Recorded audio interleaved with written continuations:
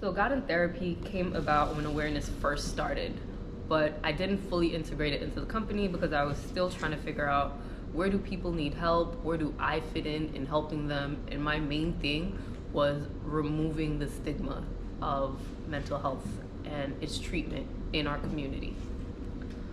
So I want to say, even the concept of awareness, there was a young black man that came into my office at my first NP job, and he was doing everything he could. He was unfortunately living in a homeless shelter, and he was trying to finish up his high school degree, but didn't have like a Metro card to get to and from his GED classes. So I was like, okay, maybe I can do something to help him out. So I went out to my clinic manager and I was like, this is the situation. Is there any way we can give him like a Metro card to help him out? And she said, no, they don't do that. I was like, okay, can I pay for like a monthly Metro card? Like, I don't have an issue with that. And her response to me was, you're the provider, you did the psychiatric evaluation, you did everything you're supposed to do, that's it. You don't do anything else. And unfortunately, I had to let this young man leave, but her answer just didn't sit right with me. It didn't make sense that I had the resources, I had the knowledge, but I couldn't help this man because of a title. Like, the whole point of me even getting my master's and becoming a nurse practitioner in this field was because I want to be able to help people without a limit. And here I am with the title, with the degree, and I still had a limit on helping my people. So I looked into, who do I know? Who are they connected to? Who in my community is already doing the work to help our people and just help others in general, really? And I was able to get this information, but again, this young man had already left my office and I didn't know if he would even come for a follow-up appointment. I told myself that would be the last time that it happened. I started jotting down ideas. It was at a time when I really started building my relationship with God. So I prayed on it. I asked him to guide whatever needed to be done. And as the months went by, awareness came about. I created my website to have a place where all resources could be found. Any events that I could do and possibly help promote, they would be right there on one place, and you would be able to get that. And that was the whole goal of awareness, to help people understand that mental illness isn't something that you have to be, you don't have to be ashamed of, and you most definitely have places you can go and resources out in your own community to help you get through this.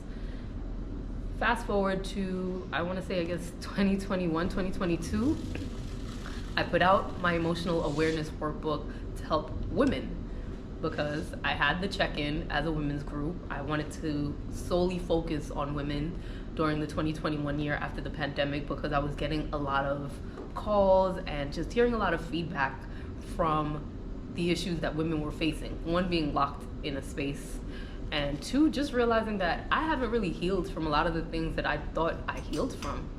I created the check-in, I created emotional awareness to get women to dig a little bit deeper into what exactly is triggering me in this moment. Why am I reacting this way? Why am I thinking this way?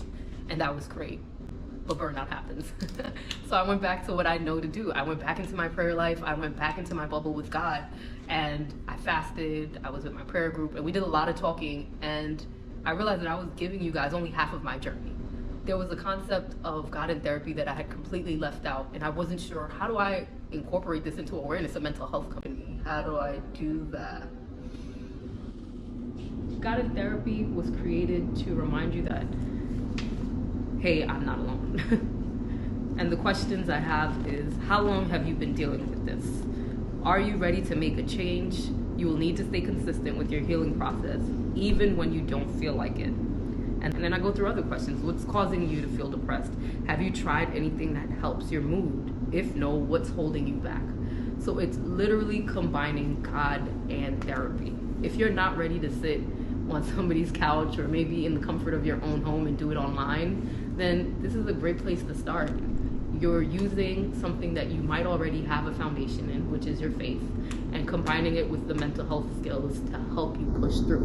And eventually, I'm hoping that you will feel comfortable enough to open up to a mental health professional, to go to that first appointment, especially if there's a safety risk involved.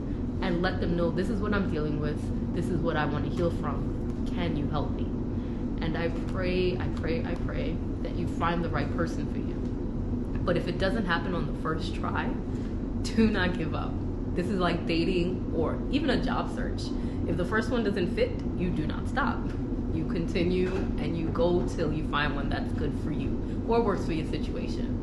Finding a good therapist, finding the right psychiatric provider is going to be the same way. Go where you feel comfortable. In all honesty, that's what I did. I lucked out. I found the first person that I went to worked really well for me. She looked like me, she had locks, she was a Black Ghanaian woman, and she worked very well for me. Had it not worked out, would I have stopped? Maybe. It would have took me a while to get back in, but again, I am surrounded by a great community thanks to God. Like, he's really looked out on the people he's placed in my life and continues to bring into my life. So don't do this alone. Like, there's no reason for you to feel like you have to do this alone. Get into your faith, get into some therapy, and let someone know that you're dealing with this. Remember, healing is never canceled. I don't care whether you're 20 or 55 or even 75. Healing is never canceled. Trust your process. Your process is going to look different from someone else's. I don't care if it's the same exact situation, y'all grew up in the same exact home, your healing process is going to look different from theirs. And 3, remember that your mental health is wealth. Do not leave that for last. Don't get so filled up on anxiety, depression, fear, or anything else that you forget to take care of your mental health. Thank you for taking time to listen, and I pray that these resources truly help. And remember, you can always go to God and therapy. I do both.